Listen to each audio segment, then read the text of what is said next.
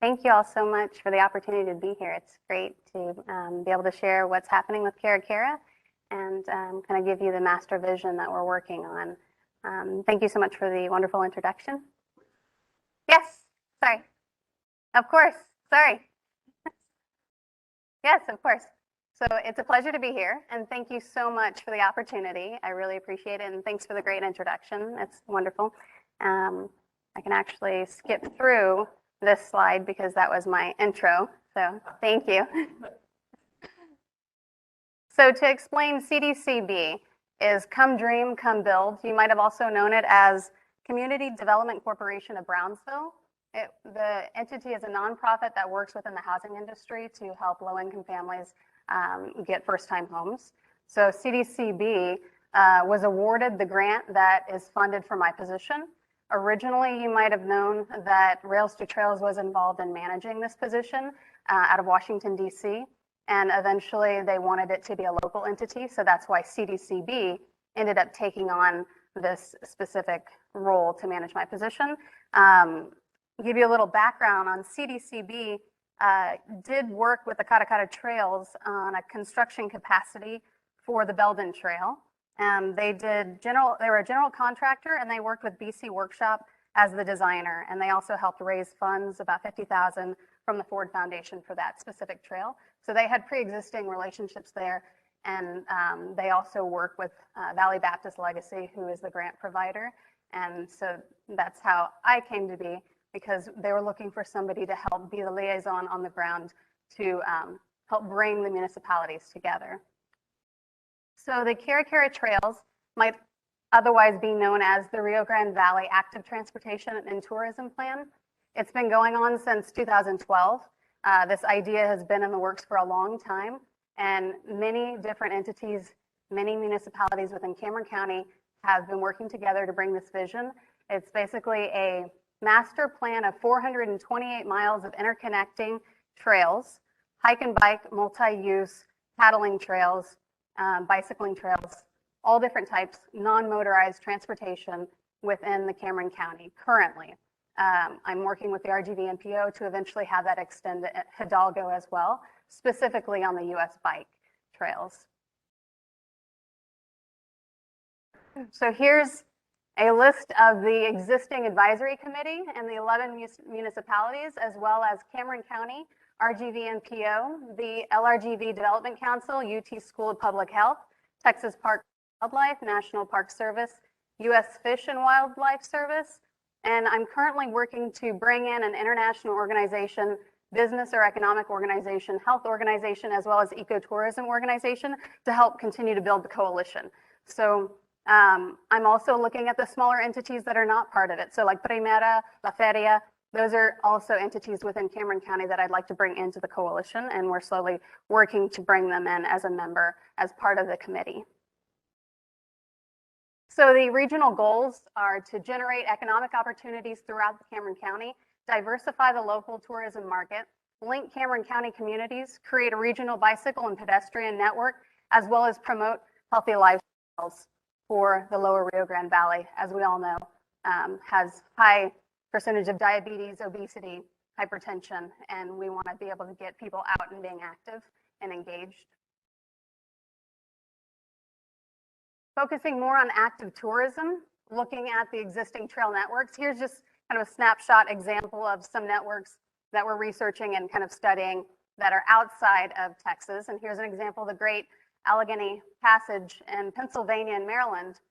Cost was about $80 million to complete, and it currently generates up to $100 million in annual spending.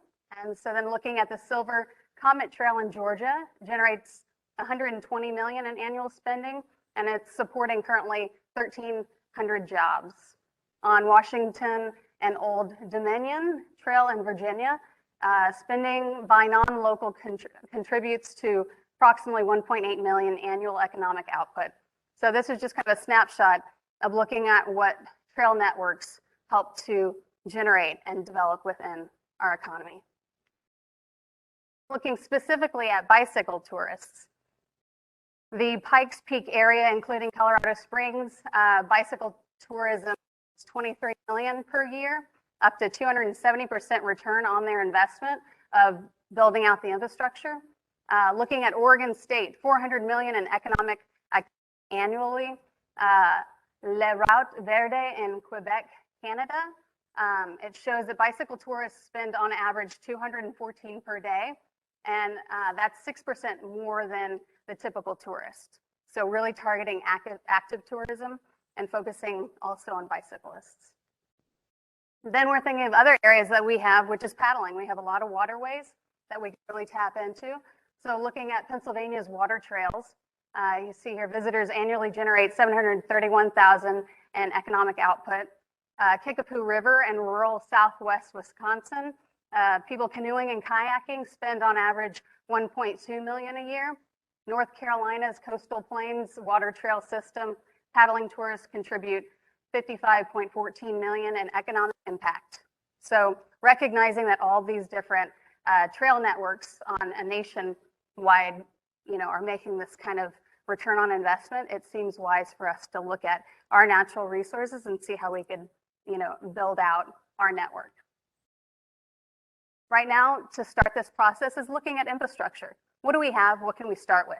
An example here is a boat ramp. And right now, one of the limitations on paddling is having safe entry and exit points for the kayakers and canoers.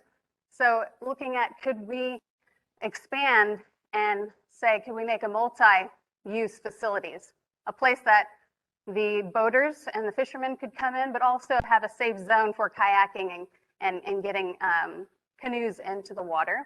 Looking at helping with our economy and possibly having a facility that would be able to rent out bikes or canoes or different things.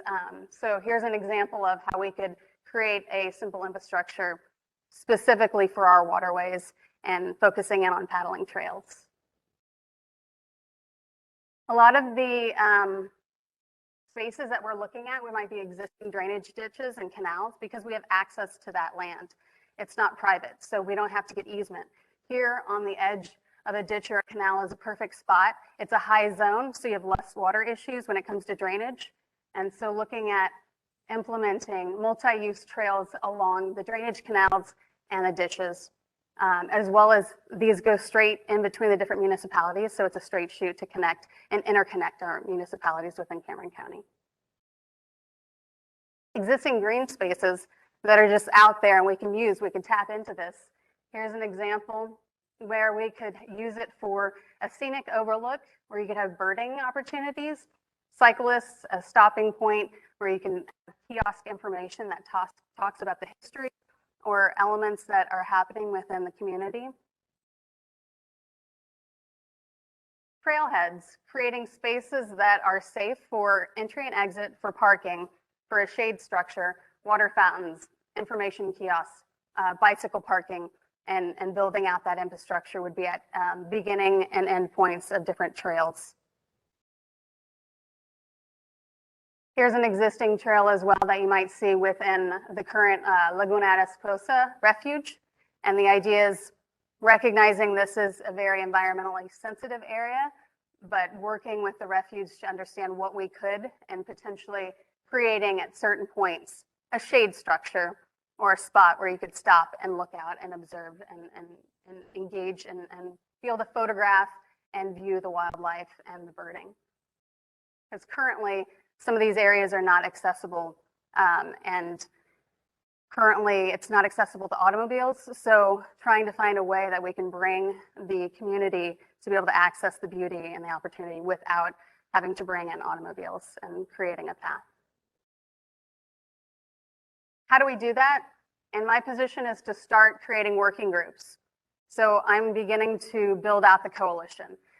Outside of the existing advisory committee, I'm going to work on a marketing and communications group, a research group, a U.S. bicycle route group, a Texas paddling group, and eventually in 2022 start with an ecotourism group and a local business development group, knowing that we want to build our economy.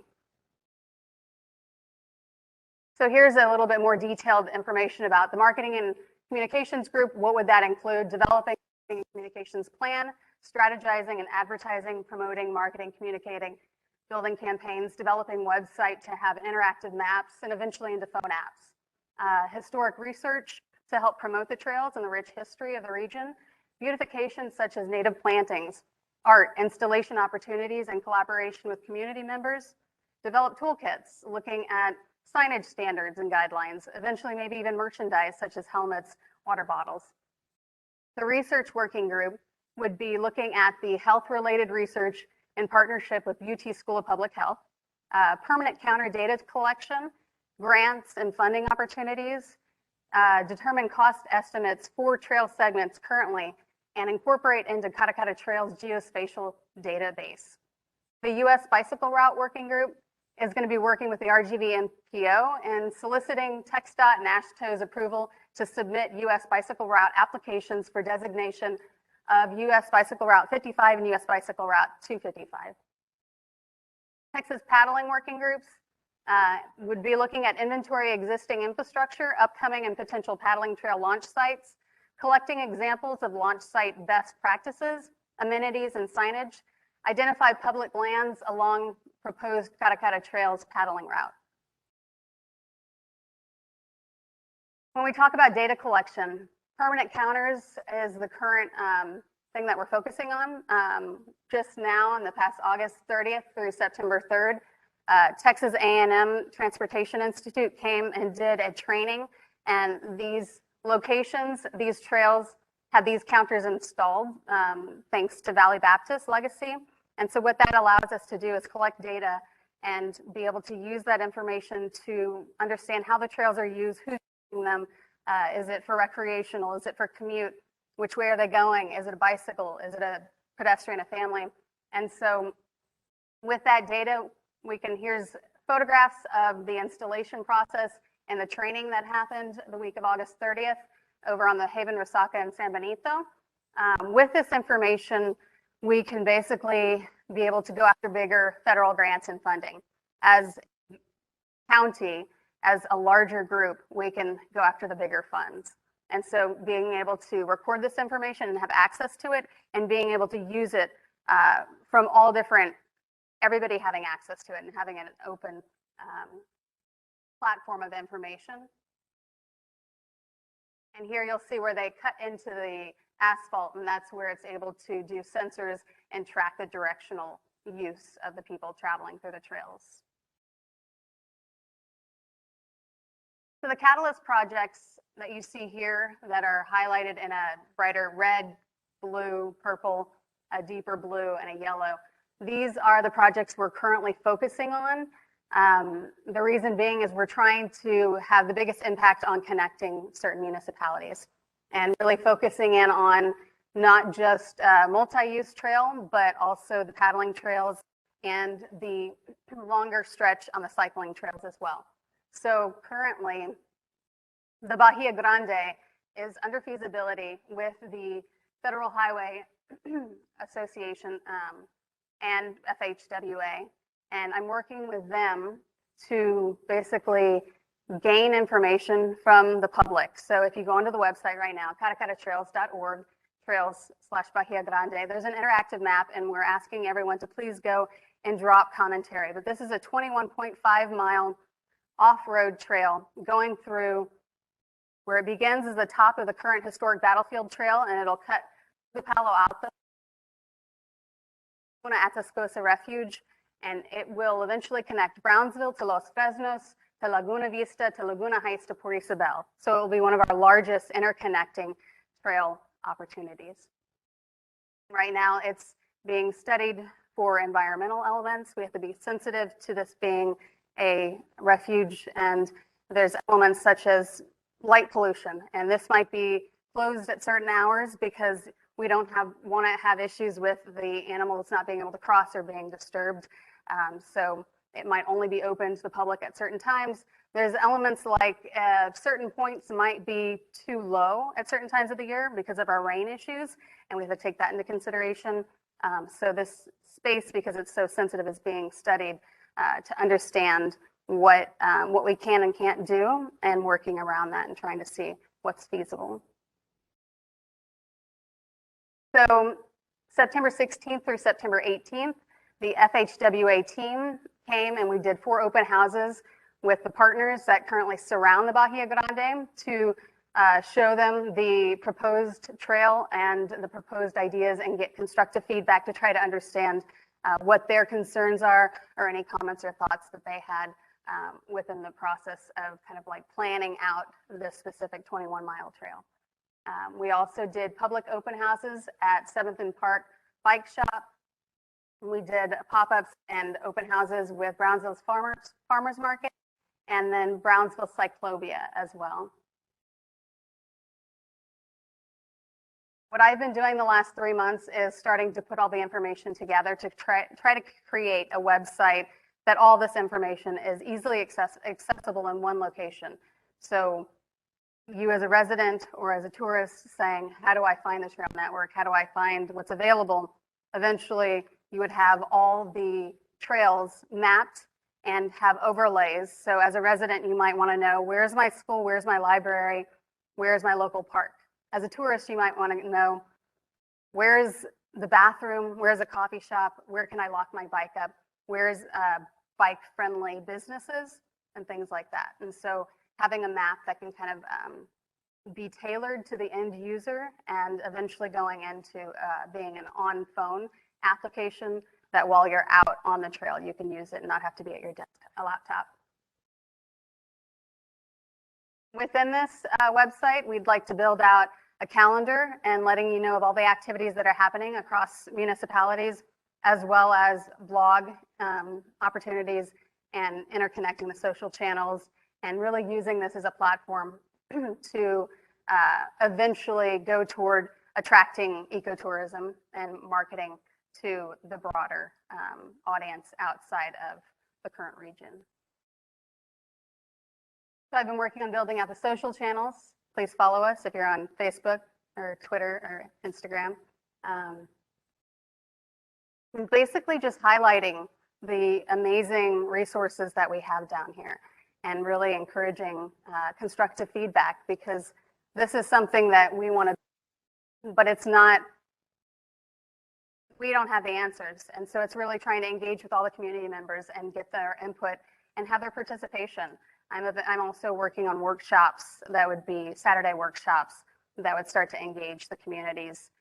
So in each individual municipality, we'll have different types of workshops, whether it's engaging with the different ISDs, the Boy Scout, Girl Scout groups, the different members and organizations to really create engagement and build the awareness and start to build like ambassadors that feel like they're a part of this.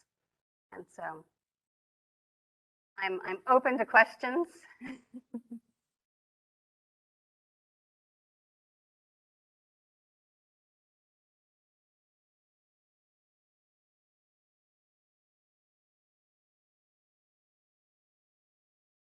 So Rails to Trails is still part of the coalition. Not all the trails are Rails. So that's where we had to like expand it to the Caracara, right? Because some of the paths are railroads, some are not. So the Bahia Grande, there's a section of it that is, part of it is Cameron County Drainage District #1, and then it goes along an old railroad corridor. Not all of the railroad corridors are accessible, and not everyone is always like open in their community to have that. So it's a balance of working with the community as well and finding out what's available and what people want. And so we're open to hearing feedback, but right now it's kind of like just working with the individual communities to find out what.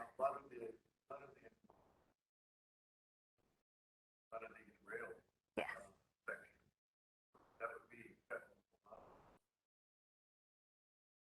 Yes.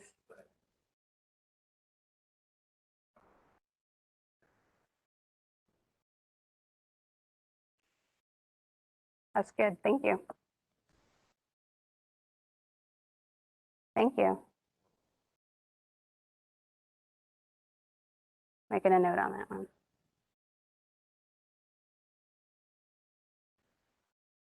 Yeah, that's fairly clear question.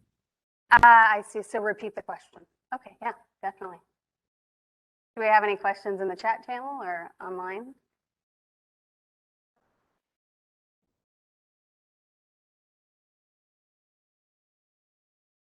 So the question is there any new trails currently being worked on? The current trails, the Bahia Grande is the largest Catalyst project.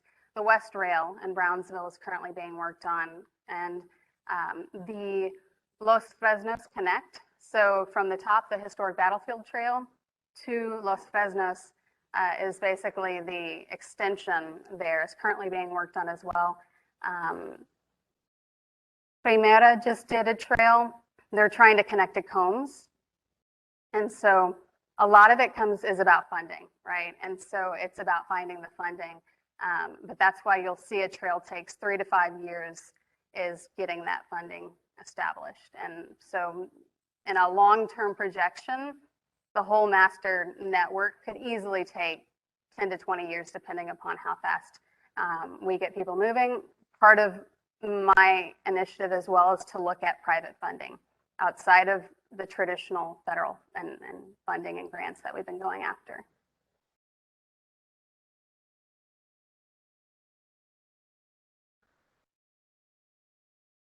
Which one's broken ground is the question. So in Los Fresnos right now, if you go there, you'll see the actual concrete corners being built out, but it's not complete just yet. If you're wanting to know what trails are existing, there are segments in each municipality. So I'm not sure if you wanted to hear what's existing versus what's currently in the. No, that would be the Los Fresnos one.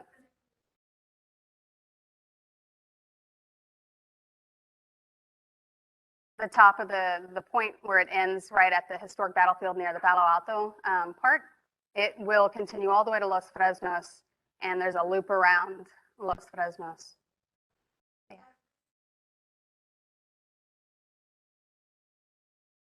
Yes.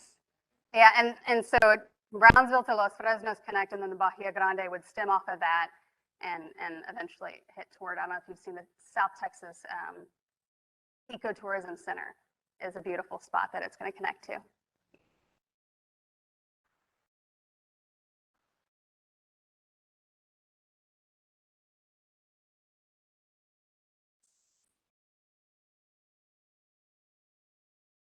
Yes, that's the #1 question.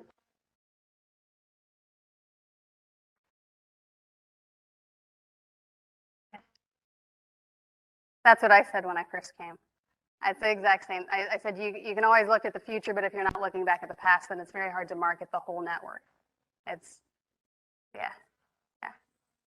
So the challenges that I've seen there, sorry, question was about maintenance, long term. And the challenges I've seen there is city implements, right? Who has to maintain it? Parks inherit that. They're not always in the equation. So I'm trying to help bridge that conversation and communication so that the Parks Department, for example, City of Brownsville Park and Recreation is part of the conversation from the beginning, because if you're going to inherit the maintenance job, you should probably be a part of that conversation when you think about building something on a long-term sustainable. So it's like, can we build this for more than, 5 years, great, but then if it dilapidates in 5 years or the signage becomes washed out, or, are we using the right materials for a long-term 15, 20 year at least? And that's one of the biggest challenges. But to your point, I'm working on bridging that communication so that we can help that. Yes.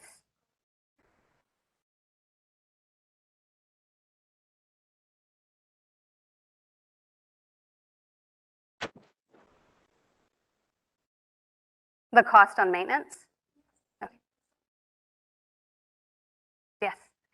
Yes. So the question is the cost in the end on maintenance, right? The grants provided, we built the trail, money's gone. Where's the funding to be able to maintain that? To your point, there's an idea of when we go after the grants, having a percentage of that grant being applied to the next 5 years of maintenance. So it's an idea of how do you figure out that equation? Because to your point, yes, every entity is strapped for time and manpower, And so to that point, it would be saying, in this plan, how do we look at, if we're going after funds, how can we put some of those funds aside for future? And if it's not the Parks Department, then it's outsourcing another entity to help us maintain that so that it's happening and it's actually like.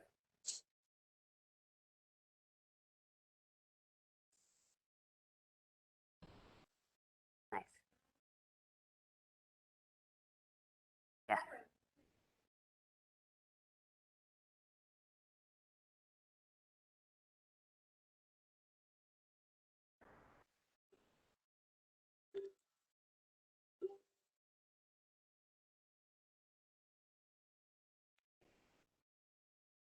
Mm-hmm.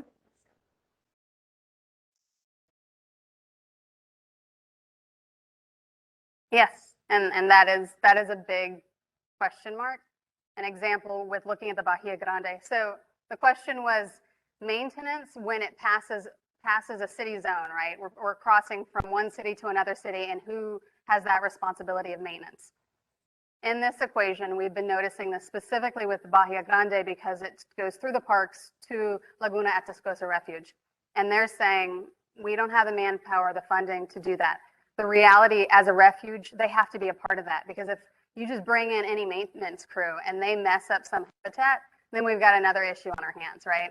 And so inevitably, we need the entities such as the refuge or the Parks Department to be a part of it, but we need to figure out where the funding is and how it's allotted and put aside.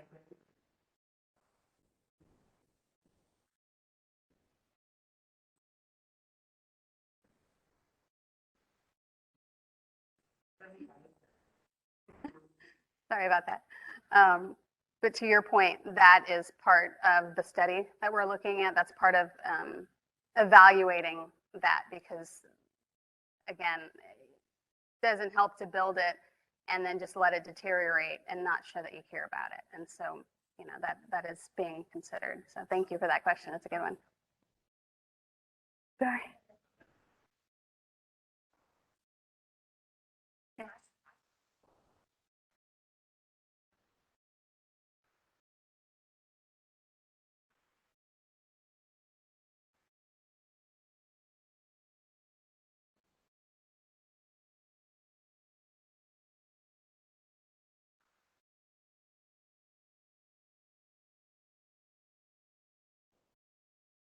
So the question was on the counters. If it's a small loop and somebody circulates that loop multiple times versus somebody going by just once, and how does that get recorded? To your point, it probably records every single time, I would imagine. As we study the data, we'll start to see irregularities or inconsistencies, and there might be a moment where this counter is miscounting or there's something off. So an example would be, if it happens to be on a path of a farmer's market, every Saturday you have like 2,000 counts versus normally it's 50, right?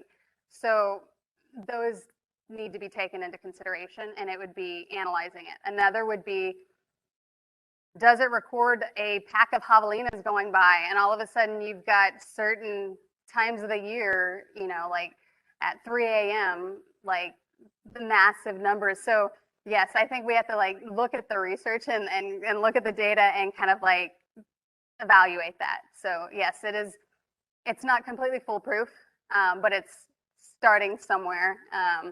And with that information, we can at least start to say, we know this trail is being used. One of the things in looking at how the counters are placed on the trails was specifically trying to avoid zones where people linger. So it was like, what's the likelihood of somebody passing this point or lingering? If there's a exercise equipment or a playground or something, we would avoid that to put the counter, right? It's usually on an entry point or an area. So we're trying. Yes. But yes, there's also the ability to balance human counting in as well. So if there's some inconsistencies, we could bring in a volunteer and start to do some manpower standing there, get the student who has some time to be able to help us kind of like collect more data and evaluate that. Yes.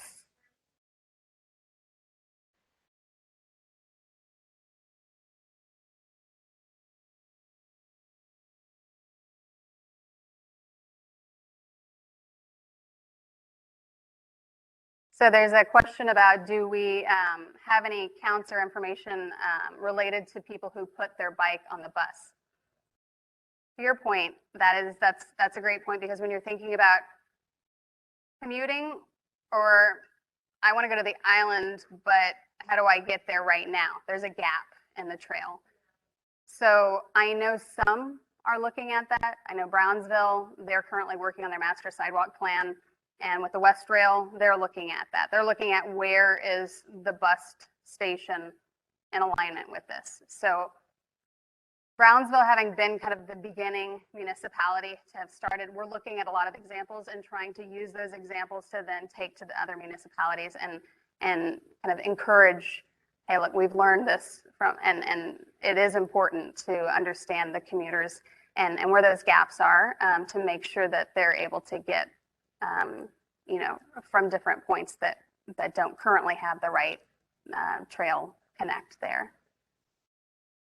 Yes. Oh, thank you.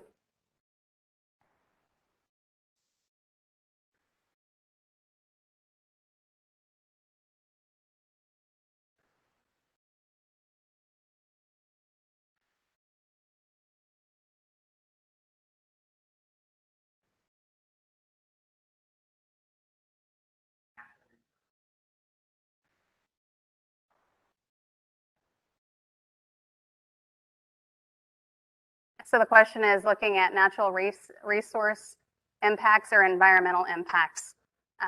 We are, because this area is sensitive in general, as we're learning with SpaceX, right? And the things that are going on. So it's part of, each trail has to be studied. Each path has to be studied. When you think about this master plan, it's like a group of people sat and came up with a great idea.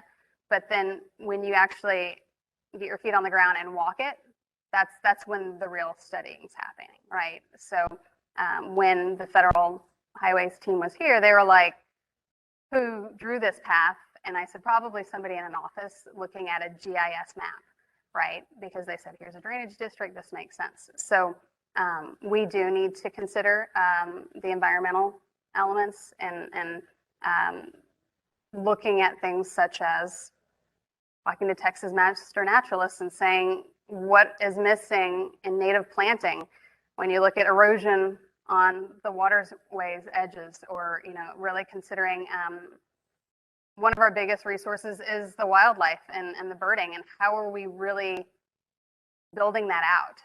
We advertise it, but what are we doing to really make sure that it's being taken care of? And so it is important, and we'll take that into consideration.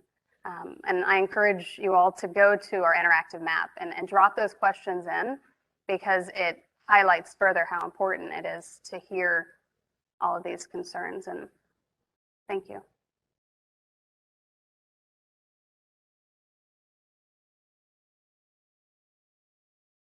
Yes.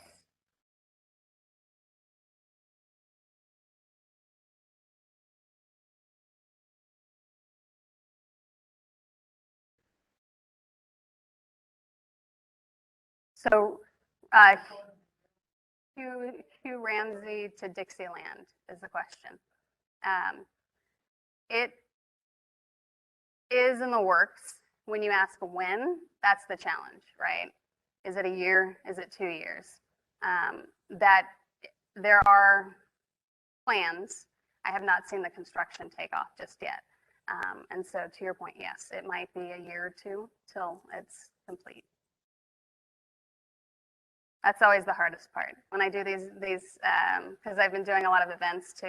I've done about 8 different booths around the municipalities, the Rio Hondo Bridge Fest, or Los Fresnos Cowboy Cook-Off, or trying to really just kind of like put ourselves out into the community and connect.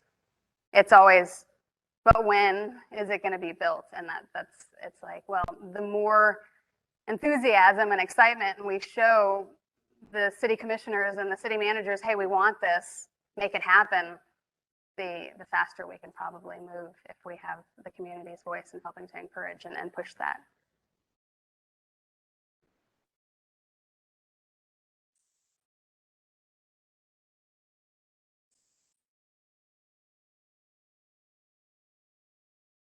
Oh, the South Texas Ecotourism. Yes.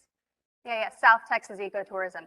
Amazing location. The Bahia Grande is actually running right next to it. And it's frustrating too, because it was supposed to be open. I'm sure and from what I understand, it's another month or two out still. I think they're still kind of finishing it out. But that location is going to be a prime spot for education and wildlife opportunity. And part of the Bahia Grande, we were trying to see if at the end there could be a little loop around that allows, if you visited the South Texas Ecotourism, could you loop into the Laguna Atascosa and get closer? And we're trying to talk to the environmental team to say, okay, we know this is low, we know this is a challenging spot. Is there any way we could put some type of structure? And that's where the conversation happens, that maybe it's underwater at certain times because we can't put anything but caliche and natural permeable materials, and we really can't touch the natural refuge and affect it to that level.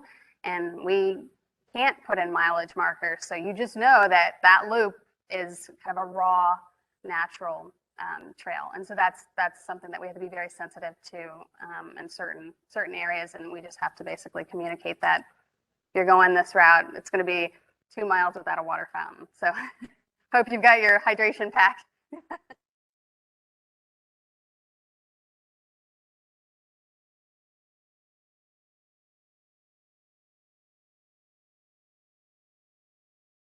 Yes, trailside water stations and bicycle repair stations are definitely being considered on the trailheads. And so not only bathrooms, water fountains, and also considering water fountains that think about the animals and the pets, right?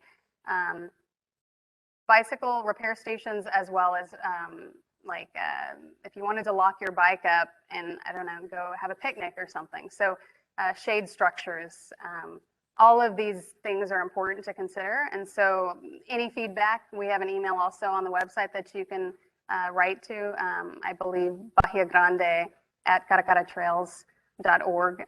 But basically just giving that constructive feedback, saying what's important. And yes, hydration is super important here because you won't even realize it until you're dehydrated. And the animals are important to consider as well, because we know we have a lot of dog-friendly folks. So. Yes.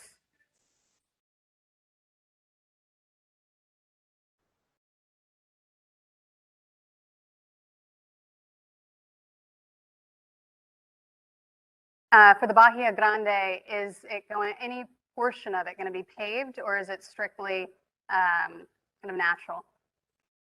Most likely, all natural would be permeable surface ground coverings, trying to look at the minimal amount of impact in that zone specific. So it might be a little bit, you might need more of a mountain bike, off-road type, your typical highway skinny bike wheels probably are not the best. But for that type of cyclist, we're looking at the US bicycle route 255 and 55, which is a full loop around Cameron County. So if you are the type that you're comfortable being on the road close to the cars, that option's available. We're trying to be sensitive to multiple areas. Not everybody's comfortable getting near the cars. And so it's also a balance between how much median space we can have. You know, there's the armadillos or the zebra or whatever bumps that they like to call them. That doesn't always create a sense of security. And so it's analyzing the ideal would be an actual divider of a sort that might even have trees so that you have from the road. But for the long distance cyclists, right now is on the highway, a shared, bike lane.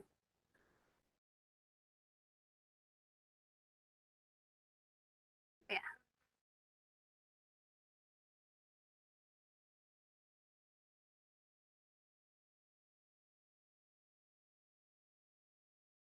Yes, so the question is about the long distance biking on the side of the highways and the debris. That is a challenge. I think that's also partially why people don't like to ride near vehicles, because you can, have the rocks flying at you. That would be some challenges on maintenance, right? To actually, for that length of maintenance. So bringing in your comment would be really good to pose that question. I welcome you to write on the website, and so I could start to pose that question to the different municipalities and the federal highway team and people who are looking at that specifically, the RGV NPO, and asking those questions. But right now, it would be talking to TxDOT and expanding that space on the side, and giving a 10-foot space so that the cyclists have enough. But to your point, rocks and debris would most likely be a challenge. Oh, awesome.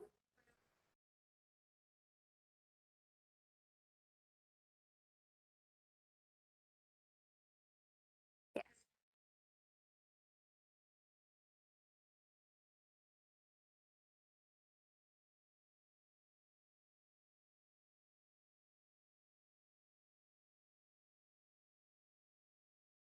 To your point, so looking at the Caracara website, it's the one that I'm speaking about is the one that you've probably been on. We have not built out the trails yet. So right now, the Bahia Grande has a trail page. We're going to be building out the other trail pages. And so eventually, within the next 2 months, you'll see the other trails will have space there. Not the ones that are existing will have a space that you can talk about and share input. But there is an email at the bottom for a contact us.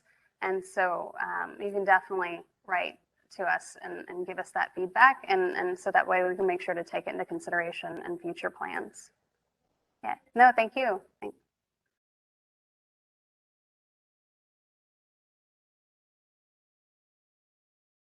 Are the nice trails? Yeah.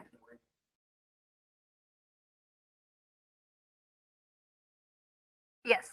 So Harlingen's great because if you're speaking specifically, so the question was online about Harlingen's bike trails connecting to the full network. The end game plan is yes. Harlingen has the Arroyo hike and bike that connects, I believe, 4 different parks and is going toward Dixieland. That would eventually interconnect with the Caracara Trail network. So ideally, the idea is to find the gaps and fill those, and hopefully in time to have them all interconnecting.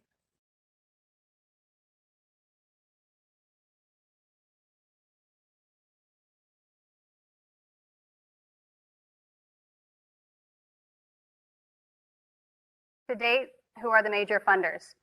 Valley Baptist Legacy and federal grants are the current. There was also Methodist Healthcare Ministries had been a previous funder, but that's the main funders have been Valley Baptist in the last handful of years.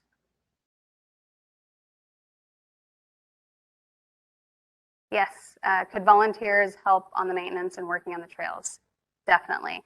That's something that I'd like to start to build out on the website, as well as having an area that we could start to have sign up to be a volunteer, and looking at building these workshops out would help to create those volunteer opportunities as well.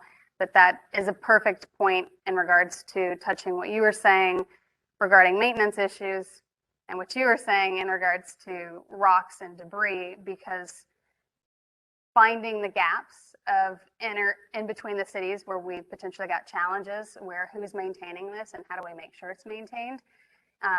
I look at entities like Hugh Ramsey, who has an amazing Friends of Hugh Ramsey. I mean, it's a perfect example of a park out of all the parks in Cameron County, of the love and attention that goes into that park, and finding that type of nurturing team of people for different areas, and building those friends of different trails is super important. So I commend whoever started that Hugh Ramsey coalition, because I use that as a model that I'm constantly talking to people about and saying, you see what's going on over there? We need to make sure it's happening in the other municipalities as well.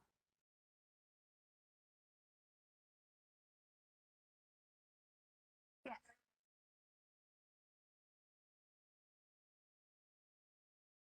Mm-hmm.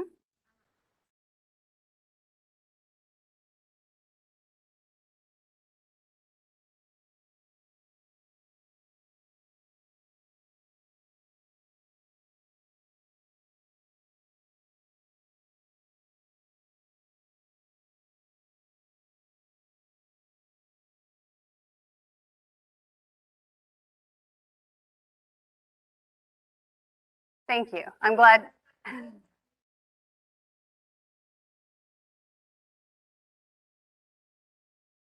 Yes.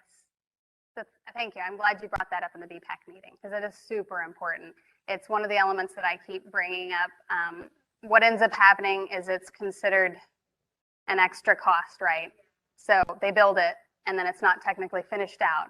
And there's an element about the natural plantings that beautify it, help bring down the heat index, help attract the wildlife and the birds, help be a respite for the monarchs, and recognizing that that's super important. So part of my purpose in connecting with the Texas Master Naturalists is to be like, I need your voice. Like they don't get it, and like, getting, the right entities engaged in that. And with some of the workshops I'm looking at is the idea is how do you bring that knowledge of the value of native plantings outside of the perception of it's just flowers, right?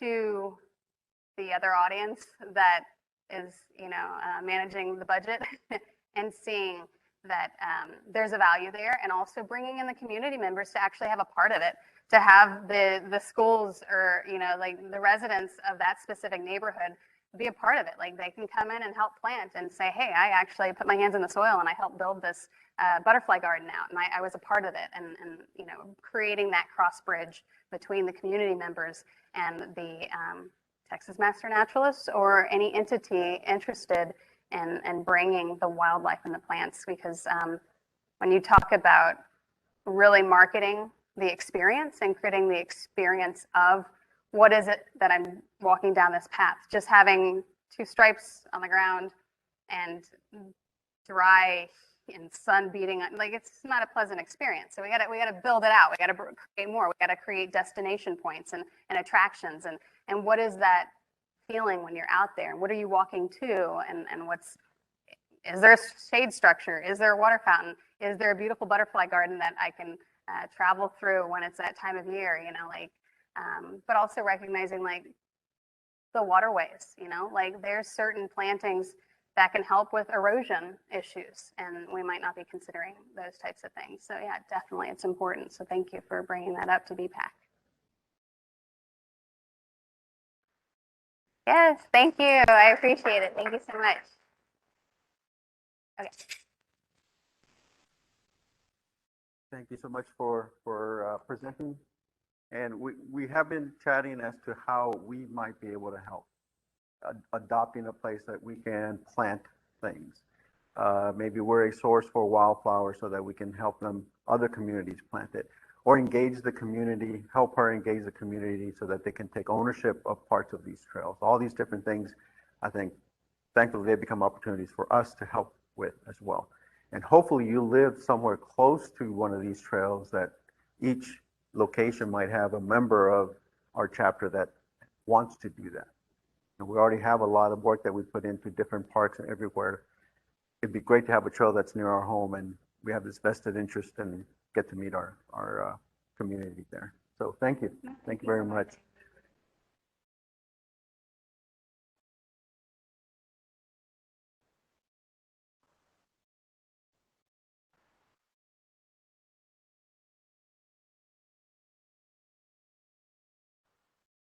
And what meetings are those? What meetings are those?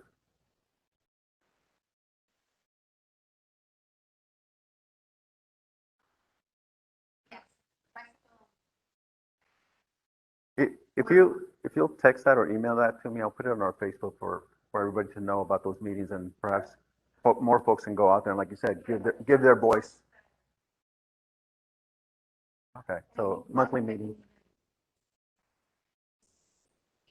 There's an interest to have a voice in those things.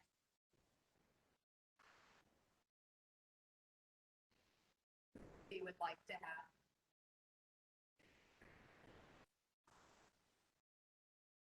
Great. All right. So with a couple of minutes that we have left, I'll ask Joni to come up for some presentations.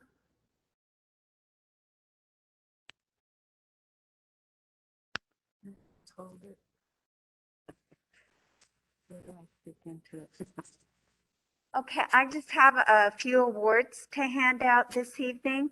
Unfortunately, not everybody who has received an award this month is here, but I will hand out those that are here.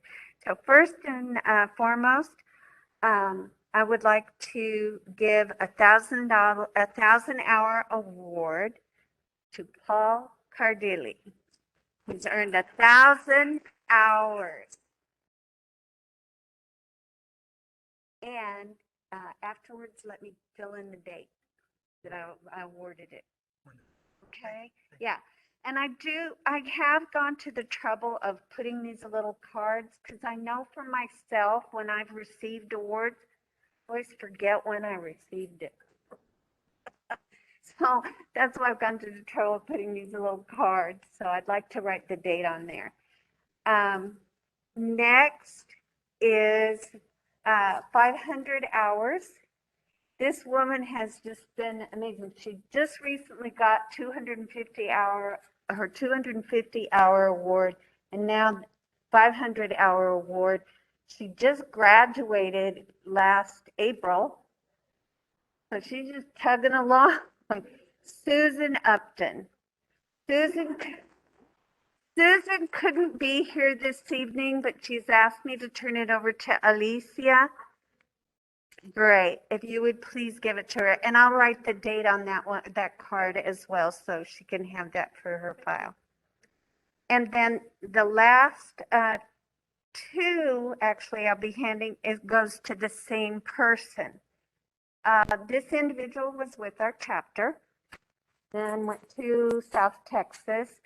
And while in South Texas, he earned a 250-hour award, but never received the pin. And now he is back with us here in RGV chapter. And I was looking at his hours, and with that transfer of hours from the other chapter, he has also earned 500-hour award pin. So, Richard Loya, I gladly give you 250 and the 500-hour pins. Yeah, right. And that's it for those who are present. I do have another person, Peggy Walker, who is not with us. She did earn a 500-hour award pin. And Molly Smith, who was in this last class recently. Molly earned a 250-hour pin, and she could not be here this evening either.